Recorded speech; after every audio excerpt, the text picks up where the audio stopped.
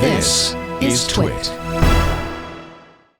All right, I'm ready. We all, I think, are ready for a drink. Ready for a drink? What do you got? This is the one I had last night, and I just haven't spent enough time in Japan lately. I had the Nikka's from the barrel, and it's got an interesting story behind it. We talked a bit about Japanese whiskey, I don't know, a year ago or so. And Nikka is one of the two original distilleries in Japan. 1918, Masataka Takesuru went to Scotland. His family were sake makers, and he wanted to do something different. And so he actually studied in Glasgow University, and under the guy named Nettleton, who wrote the original book in 1913 called The Manufacture of Whiskey and Plain Spirit. He interned at a few different distilleries in Scotland, even married a Scottish woman, but then he did return with her to Japan, and he fell in with Shinjiro Tori, also known as Tori-san, as in Suntory.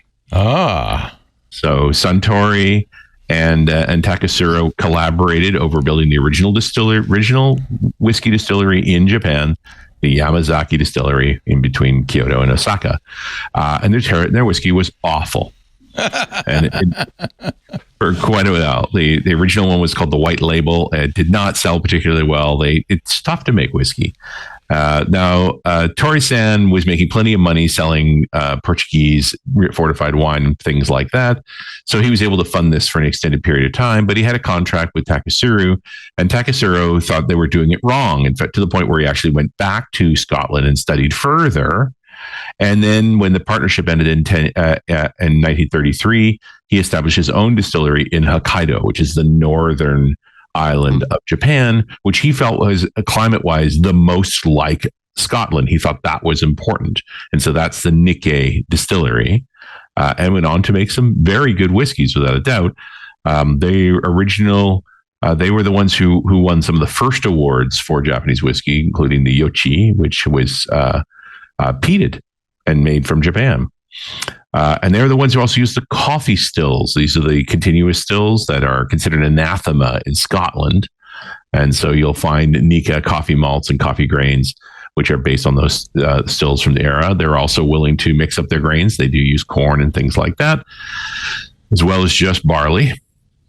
That's why they're not a true Japanese whiskey then, yes? Well, it's your question about what is true Japanese whiskey. And this particular whiskey, the Nikka Whiskey from the Barrel, is a blended whiskey. And it's $70. That's pretty pricey for a blended whiskey. But the blend is 60% grain alcohol. It's typical bottle. I love the bottle. It's meant to be like a brick. It's got a metal cap to it. Randomly, I held this bottle in my hand last night. Oh, you're kidding. The sushi place I go to, the guy goes to Japan all the time, and they had to start buying a different, I think Hibiki got really expensive, whatever. So he has two, I'm going to taste them tomorrow night, but he was showing them to me, and I'd never seen this design before. And then you started your thing, and I'm like, oh my God, this is I really like it. You are following me just like Google is. Yeah. This is a very utilitarian design, but it's simple, and I like it. But it's minimalist, and it's smaller than it looks. It's a very small. Yeah, it's a block. It's literally shaped like a brick. It stacks well. But it is designed, it is a blended whiskey, right? So this is like Famous Grouse or Chivas or any of those sorts of things, so which is to say 60% of it is grain alcohol made in the Nikka Distillery. And then 40% is single malts.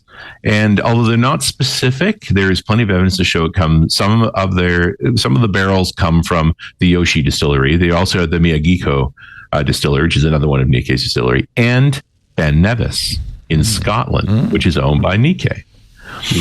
And that is a problem because that means it can't be called Japanese whiskey. And now those rules are new. It's only in 2021, and we talked about this when I first talked about Japanese distilleries, that in 2021 they created the rules for Japanese whiskey, which included that everything had to be made in Japan. They could use a variety of grains, including multigrain, but they didn't have to be confined to one. 3 years in wooden casks, but it has to be made in Japan. And Nikka was part of making these plans. And so in 2021, even though they had 3 years to comply, they basically announced, hey, our Nikka Whiskey from the Barrel is not a Japanese whiskey. It is a world whiskey. And it's because there's Ben Nevis in the bottom. Now, it is a weird blended whiskey. Like, it's weird. The 60% grain alcohol is not unusual. That's about right. But it's 51.4%. Blends tend to be 40 or 45, mostly 40. It's just a straight spirit limit. So it's odd that it's this high. But then to make it even stranger, it's chill filtered and caramel colored, which is, if you're 51% alcohol, you don't need chill filtration. It's not going to cloud up. It's got too much alcohol in it. But my favorite idea, because I've read a lot on this, because I'm prone to these sorts of things down the rabbit hole of this, is that some of the barrels that are in this blend aren't that high of alcohol. And so they would cause some cloudiness. And so to be sure, after they blend it together, they do chill filtration to make sure that it stays clear. And then because they combine barrels, they add caramel to make the color consistent from version to version. Still, it's potent. And my drink last night reminded me this is the kind of drink you need at least 2 of. Because the first one's going to poke you pretty hard. The alcohol level's high. I mean, and there's another argument here that says you can put an ice cube in it because it's not going to dilute it that much, and it'll take the sharpness off. But the difference between the first drink and the second drink from the barrel is astonishing, because your mouth does get calibrated for it, and there's beautiful wood in there and different fruit and caramel notes. Like, it is a lovely, lovely, very sippable whiskey. It's just pretty potent on that first sip. And is available in America, comes and goes. The availability is spotty, but about $70 US, which is pricey for a blend, but not pricey for tasty whiskey. No. What price tasty whiskey, after all? Nikka. And Nikka Whisky from nikka.com. But I do have an intent to go down the line of all of the new Japanese whiskeys that have been coming out, because there's a ton of them. Nice. But I felt I had to talk about one of the we've talked about the 2 originals now. Suntory and Nikka, and now we can go off and wander. Suntory is the one that owns the Maker's Mark and... Yeah, they're right. That's become Suntory, which owns Beam, Maker's Mark, Bowmore, and a ton of others. I'm trying to keep this in my head, but... You can't. I've described. Don't even try. I need recall for that. Yeah. Hey, let's just. When did we talk about that? Let's just check. I might be curious. Hold on, Paul. I'm uploading your social security number to the cloud. Oh, it's busy. All right. It's busy. Hey, busy. who? What are the labels, the brands owned by Beam Suntory? Beam Suntory. Let's see. See if she knows. I call her Beam she. Suntory owns several well-known brands, including Jim Beam, Maker's Mark, Knob Creek, Basil Hayden's, and Booker's in the bourbon category.